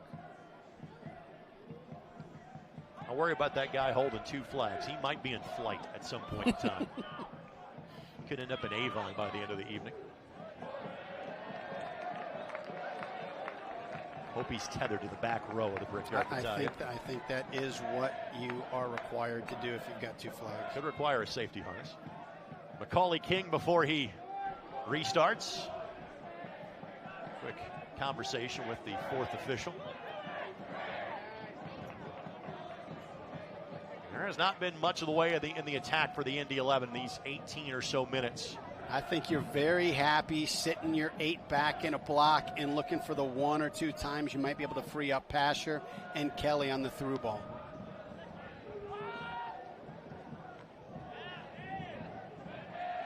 But Indy had the better of the possession and better of the chances in the first half, but especially in the first, say, 15 to 20 minutes. I thought they did a great job of establishing kind of the tenor and tempo they wanted in this match.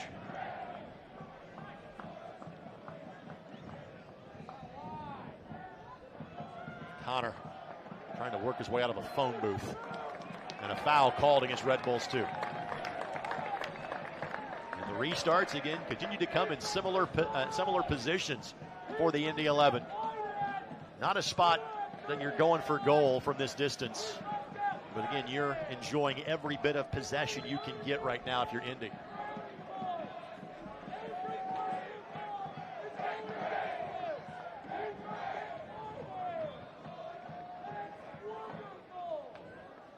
We're going to say that it's time for a new soccer ball.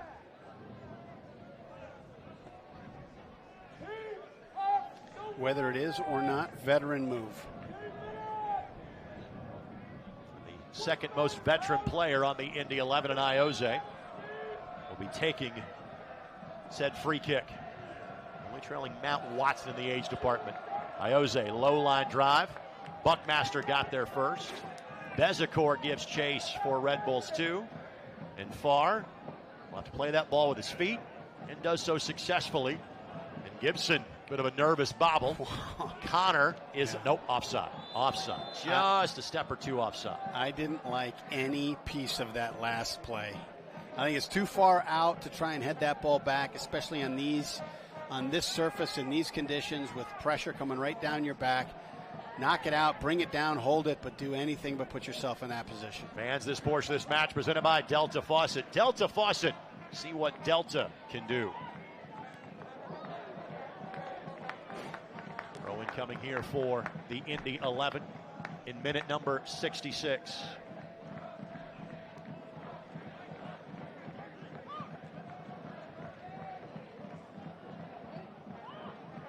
All 3 substitutions remain available for head coach Mark Running. And that is a foul against Dane Kelly. And I think this stat bears repeating. Red Bulls, too, have been shut out just 5 times this year. Now, one of them was here against Indy on September the 4th, but I'm not sure if one's going to be enough for Indy tonight.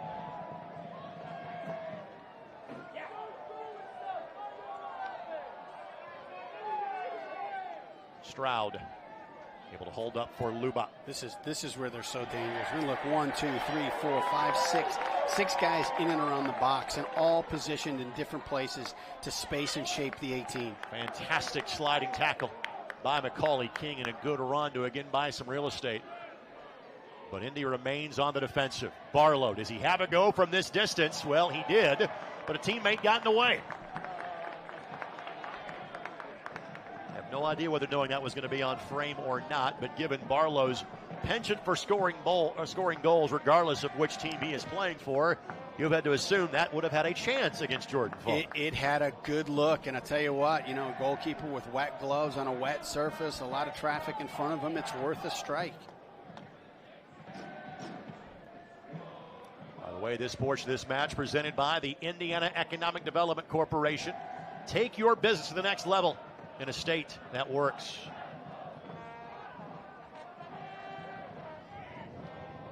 When they come with so many numbers. Here's Pasher. He's really 1v3 at this point. Oh. Here comes Ioze off to the races, finds a little bit of space, goes down, not enough there for a penalty, but it will be a corner for the Indy 11. What a ball by Pasher. That right there is 20-some minutes of studying the wind and saying, I just need to chip it just to the edge of the green and let it roll in. You got to think playing in Canada, he's used to some maybe more rugged and raw conditions growing up than some of the other players on the pitch might be tonight. 11 goals, matching the most he has had in a professional season, dating back to his time in the 3rd division in Finland as a teenager. The 25-year-old Pasher. This is Walker that will take the corner. Low line drive. Kelly got a head to it, but a Red Bulls player then got another head to it, but Kelly had that one lined up. Another corner coming for the Indy 11 in minute number 69. Great flick by Dane Kelly. Kelly has goals in both matches against RB2 this year. You'll see the replay here. While you're doing that, the Indy 11 played this ball back to midfield. Gibson couldn't make the turn. Kofi couldn't keep his feet. Pasher couldn't keep the ball. And Kelly gets a takeaway. Left foot takes off on him. A clever little couple touches from Kenny Walker. And he is certainly known for that, is Kenny. Talk about him being an FC Cincinnati alumnus, a Cincinnati native as well. Chance for the Indy 11 to apply a little pressure here. Barrett does whatever he can to get in the way. However, the bounce goes the way of the Red Bulls too. Now sitting in front of the 6. Farr is there. And they had it back post. They needed to keep it moving. Just couldn't get the ball at the feet in a proper fashion. After the play was over, Barrett lands on Barlow, but it was inconsequential to the scoring opportunity, so no penalty or foul was given. Take another look. Gibson. That was all Gibson that made that play. So often the unsung hero for the Indy 11 this year. Gibson, a guy that probably has as much experience playing in this park as any member of the Indy 11, because he did so for 3 different teams as an opponent. Played here for the San Antonio Scorpions, for Rio OKC, and the San Francisco Deltas. 2015 through 2017. One of 7 Indy 11 players in tonight's game that have played at Carroll Stadium, but for an opposing team. You chart that stuff too? Actually, the front office did that one. So thank you, John Kaluder and Trey Higdon. Carl Ouimet would be a part of that group. Ioze, of course, a big part of that group. Eugene Starikov, we could see off the bench. Ilya Illich, part of that group too, also a potential sub tonight. Bit of a miscommunication there. There goes Pasher. But he can't get to the sidelines in time. Even with his warp speed, could not get there. But think of the presence of Dane Kelly, just understanding that all I have to do is get it through or behind the back line, because I got a guy that can beat everybody to the ball. Substitution coming in here for Red Bulls 2. Jorgensen's night is done. Elney will come in to replace him.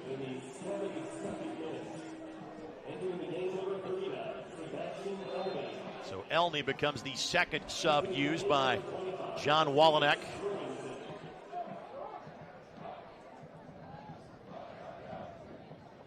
Indy has yet to use a substitution at this point.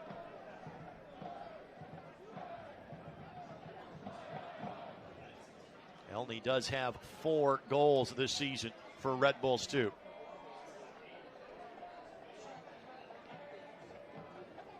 Connor swept back to midfield. That was just a ball to buy some space. It finds the feet of Tyler Pasher, and a foul gives the Indy 11 a moment of pause. Fans, the USL's elite youth platform, USL Academy, allows clubs at all levels across the USL to develop its local youth and compete at the highest level across the United States, including the USL Academy Cup. For more information, visit uslsoccer.com/academy.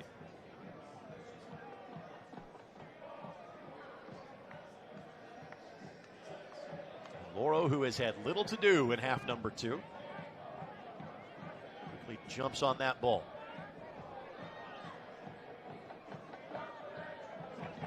Stroud trying to weave his way around Ouimet.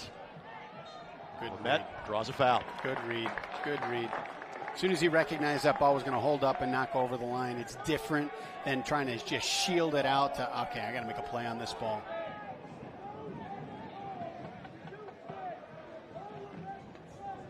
Farr will take the restart here for Indy.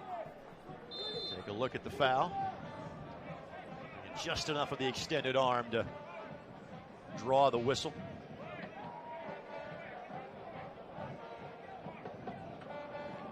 By the way, score updated Nashville. Nashville has seesawed back in front. It is 2-1 at halftime.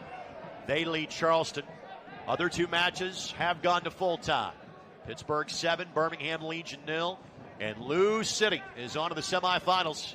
2-1. They defeat the Tampa Bay Rowdies. Foul against Elney. Walker down on the pitch. Restart coming for the Indy 11.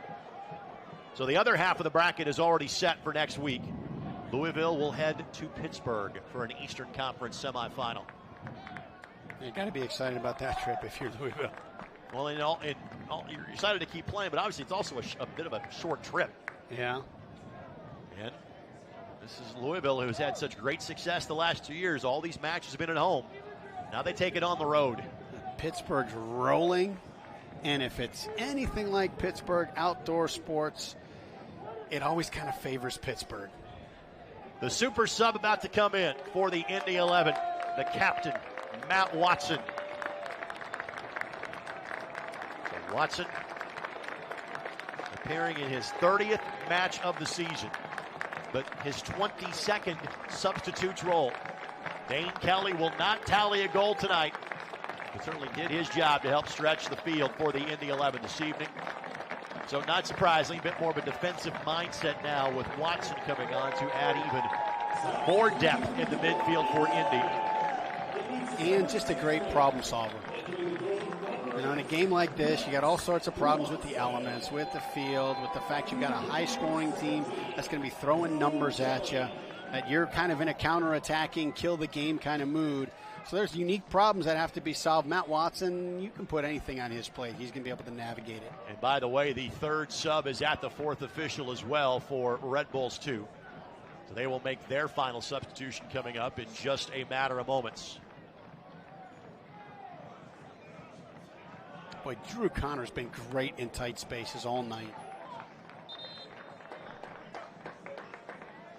And Bezecourt, the player, that will exit. He'll take off the captain's armband. He'll put it on Tom Barlow.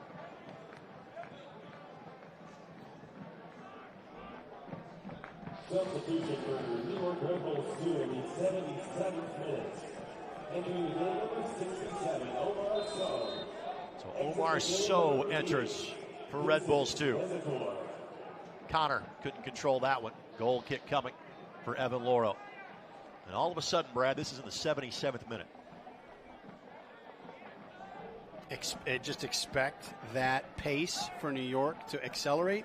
The ball's going to be going up the field a lot quicker, and the numbers getting into the box are going to be more significant. Fans, this portion of this match presented by Ivy Tech. Pasher with a touch. Loro got there and plays it off of Pasher. That was the backbreaker right there. Let's thank our friends at Ivy Tech. Careers start here. Apply for free at ivytech.edu. And Pasher is looking to put this one away with a potential second goal. And credit Loro. He knew that he did not have time to think about it. Had to go and make a play, and that he did.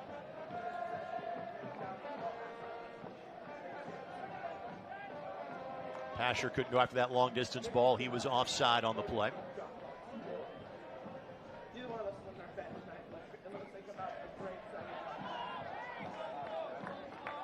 Coming here for Red Bulls 2. Well, for Pasher, it may be literally Pasher Island offensively. He's going to be the only guy kind of lurking in those spaces. Watson makes a run. The ball finds him, or at least in his vicinity, in between three Red Bull 2 defenders. By the way, this portion of this match presented by Honda Manufacturing of Indiana, official automotive sponsor of the Indy 11.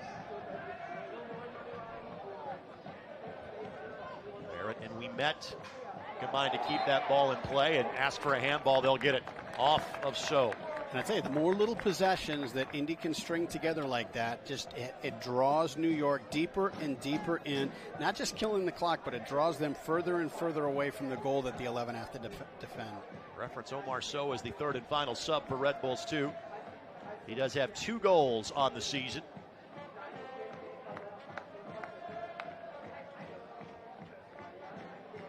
Omar will celebrate his 19th birthday on Monday. Unreal. This is his 6th appearance of the campaign. Pasher trying to carve out some space. Goes to the ground. Doesn't get the call. Hops back up. Somehow breaks free. Tries to turn the corner, but he's literally going 1v5 right now.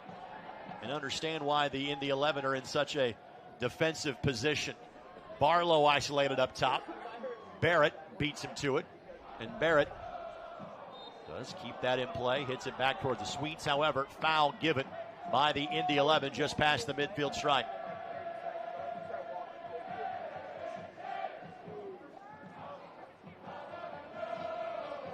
Tough ball. King over to it first. So chasing him, and McCauley knows the geometry of the game, as former Pacers coach Rick Carlisle used to say. Finds the right angle to play that off of the Red Bull attacking player.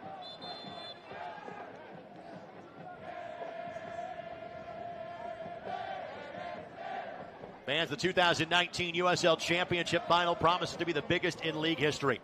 Tune in Sunday, November the 17th at 7:30 on ESPN2 for the biggest match of 2019. The Beast of the East and the Best from the West closing out the season on a national stage. Sunday, November the 17th, 7:30 Eastern Time on ESPN2. Loro at the edge of the 18 and not an Indy 11 player within 25 yards of him. Yeah, not 100% sure what he's thinking on that play. Take a step back, let the ball come into your hands, and then distribute it out to your back. I don't know why you need to take 2 touches and bring it down with your feet and play it.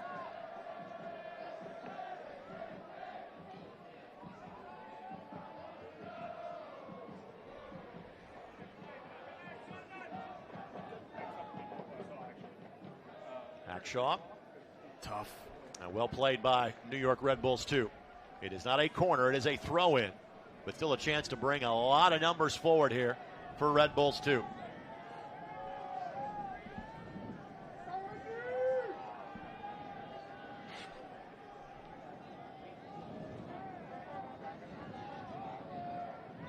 Barrett. But a foul called against Red Bulls 2.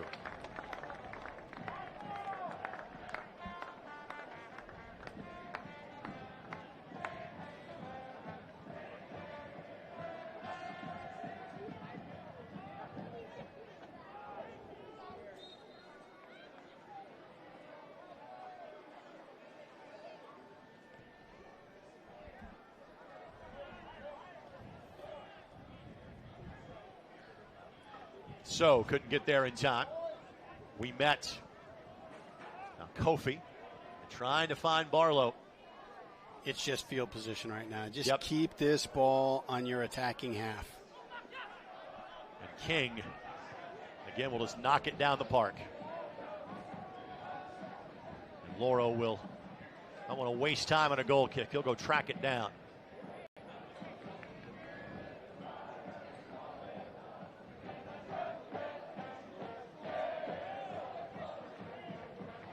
And this is where Indy's got to be careful. Don't sell out, don't stab, don't dive in. Just stay in front, make everything difficult. Every possession has to be earned. Luba looking back post. It's Barrett yet again. Now Buckmaster, does he give it a go from distance? Lifts it towards the 6. There's Barrett yet again. From the top of his head, it somehow finds the feet of Pasher, even just briefly. But the attack continues now for Red Bulls 2. Ball deflected off of Ioze. Hackshaw got ahead to it. It goes all the way outside of the 18, and then King. Unfortunate touch. Did not get the touch he wanted on it. It is a throw-in, and now King will give a goal kick. That deflects off a Red Bulls 2 player. Starting to walk towards the corner flag. I believe that was Lemma that deflected off of for Red Bulls 2. Minute number 84. It has not exactly been a thing of beauty in the second half. And for Indy 11 fans, that has been absolutely beautiful.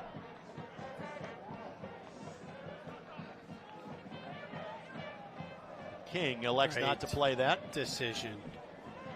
Rook plays like a veteran, doesn't he? Very, very much so. You know, in tight spaces, he's been doing well. He's reading it well. Right there, he buys another 20, 30 seconds. We have said that from day number 1. McCauley scored a goal in his second Indy 11 game back on March the 15th against the Charlotte Independents. It's a ridiculous goal. Gibson scored that night as well as he gets ahead to it for Indy. Now Kofi plays it to Luba.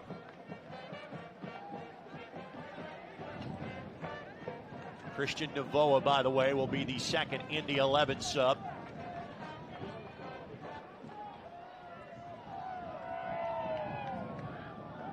Stay in front. Just keep shifting over.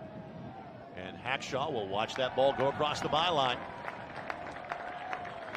as the winds continue to gust here at Carroll Stadium.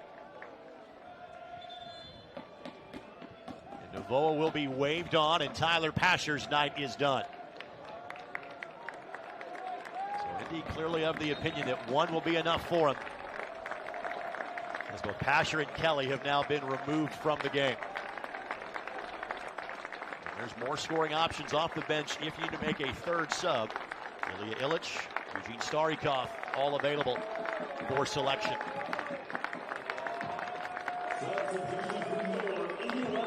Even when he doesn't score, even when he doesn't get an assist, he changes the game. Just his pace changes the way teams have to play him.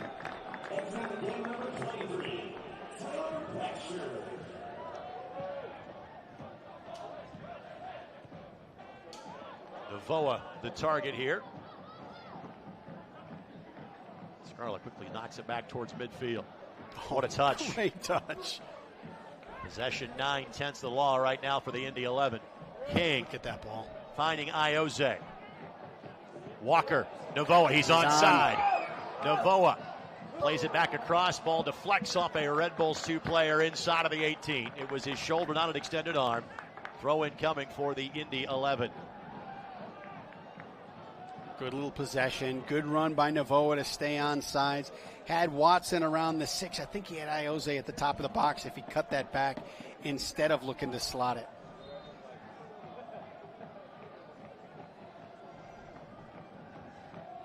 Navoa at the byline. Plays it across, but nobody sitting back post for the Indy 11. King will track it down. Does he begin the march to the corner flag at this stage? It's not actually a march, but it worked. Got it around Luba, but just couldn't keep his own feet. And now Loro with the goal kick. Final 5 minutes plus stoppage time, brought to us by your Central Indiana Honda Dealers, official automotive sponsor of the Indy 11. I think we're probably in the 3-minute neighborhood as far as added time at this stage. There's one more Indy 11 sub, and that may be saved for once this gets past minute number 90. A bit of a strategic standpoint. Nealis, the player closest to it for Red Bulls 2, and Gibson couldn't keep it in play. That's going to be a corner.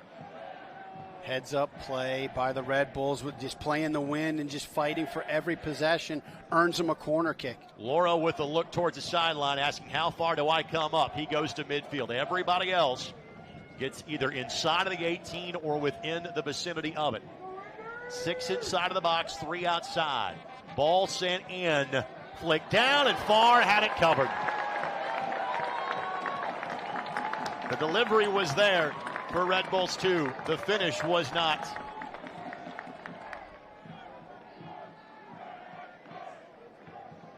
Brad Ring, in his 5 years with the Indy 11, kind of became the club favorite, the club legend. Jordan Farr might be that guy that replaces him in terms of the way the fan base feels about him. You can tell by the reaction of the BYB, not just the play that was made, but trust me, who made that play. They love him. Yep. They love him. And it's not just what he does on the field, the energy that he brings to every game. He's the first guy off the bench when somebody scores, when he's not playing. You know, his involvement in the community, at camps, at events, he's everywhere.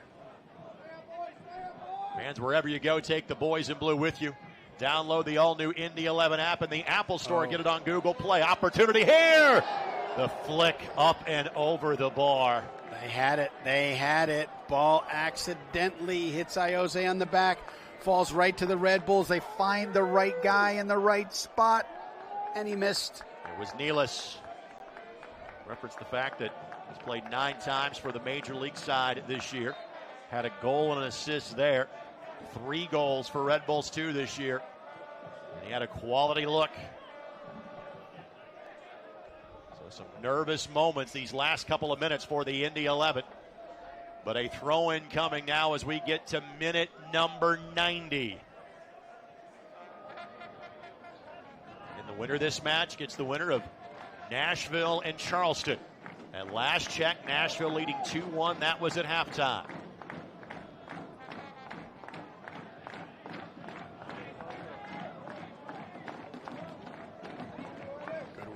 Just keep it going forward. King will knock it to the corner. Loro again will go track it down. 4 minutes of added time. We've got about 20 seconds or so before we get to that point. It's plenty of time. There's at least one more good opportunity for New York on the field. We saw it with Birmingham and North Carolina on Wednesday night. There was a goal in that match in the 93rd minute. Barrett. Good turn. Ball flick forward. Hackshaw lets Farr fall on it. So was the player closest to it for Red Bulls 2.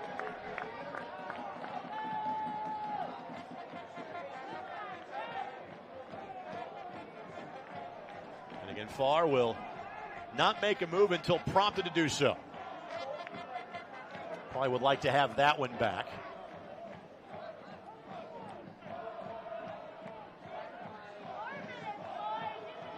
Well done by Kofi to avoid Christian Novoa. Good, just enough pressure. Just enough pressure to make him knock it back 40 yards. It was 1-0 when these two teams played on September the 4th.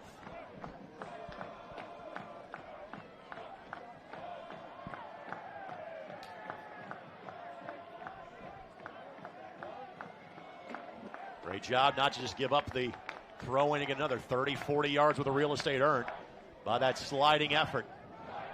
And with the wind at the back, the goal kick from Lauro. He can get to the top of the 18 quickly. Big win for Watson. Finds Novoa, but Novoa a giveaway. However, an equal giveaway by Red Bulls 2. As Buckmaster not on the same page. Oh, I tell you what, 2 crucial turnovers. And at this point right now, you're just telling guys, hey, just everything's forward. No counter balls, no lazy softballs. Everything's got to be forward. Indy still does have a third substitution if they feel the need.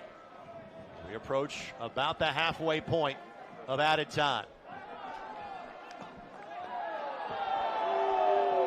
Red Bulls 2, they have never lost an opening round playoff game, as they've made the playoffs in each of their 5 years.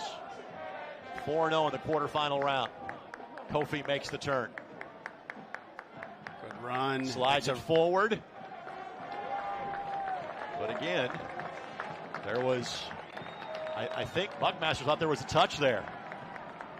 Kofi thought it was too. I didn't see it. Yeah, but both the referee and the assistant referee immediately point to a goal kick, because that could have been a ball he could have played, but he laid off of it. That was such a well-timed ball in the seam that why not play it?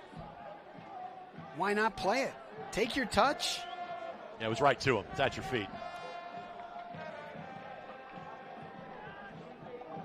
Novoa tracks out on this one. Great job by Scarlett to knock it away from Novoa. And the same with Connor. Just get back, get your shape. Get your shape. Don't let anybody get loose. Stroud plays it across. Ball at the edge of the 18. Ball's between a pair of Red Bulls 2 players. Now King to the top of the 18. Barlow plays it across. It's headed, but up and over the bar. Good build. Good build. Red Bulls 2 didn't rush it. Knowing they had about a minute or so left, it was Stroud looking for his 16th goal of the season. Maybe time for one more push forward for Red Bulls 2. 11 has been dodging opportunities from Red Bulls 2 the entirety of the half. Great goal kick. Now Novoa gives chase. Lauro will play it with his head, but he couldn't get to it. The bicycle to steer it back to midfield. And the whistle going to be given. And now we have hit the 4-minute mark. So exactly how much action will be left in this match? The last time the Indy 11 played a playoff match here, the final score 1-0 in favor of the Indy 11. Will it happen again? Yes, sir. Full time. The Indy 11 have won a playoff match for the first time in 3 years, and for the first time as members of the United Soccer League. And for a second time in as many matches with Red Bulls 2, it's a 1-0 victory in the Circle City. For the first time, Red Bulls 2 were sent home in the quarterfinal round of the Eastern Conference playoffs. The Indy 11 will see November for a second time in franchise history. Full-time score at Carroll Stadium this evening. The Indy 11 won, the New York Red Bulls 2-0. Stay tuned. Our West Fork Whiskey shot of the game, plus our Central Indiana Honda Dealers post-game show. Carl Wamette, the lone goal scorer in tonight's match. Post-game festivities from a wet and windy Carroll Stadium come your way next as you're watching Indy 11 Soccer on MyIndy TV and ESPN+.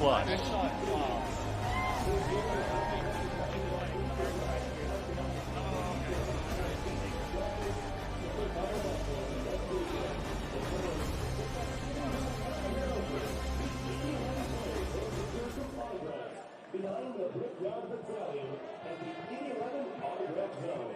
Also fans, remember, season ticket now renewals. They're available online. So get your spot to support your boys and blue for the 2020 season today. check. This is the interview. Check. Interview headset. Jacob. 1, 2, 3, 4, 5, 6, 7, 8.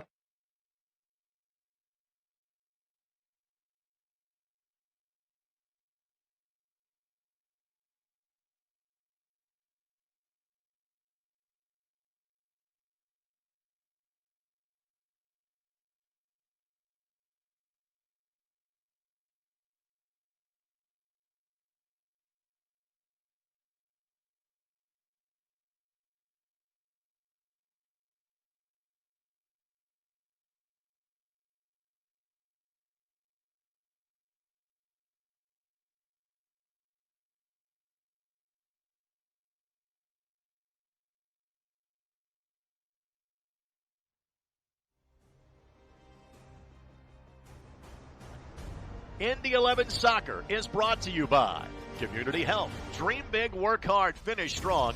Community Health Sports Medicine, official sports medicine provider of the Indy 11. And by your Central Indiana Honda dealers, proud to be the official automotive sponsor of the Indy 11.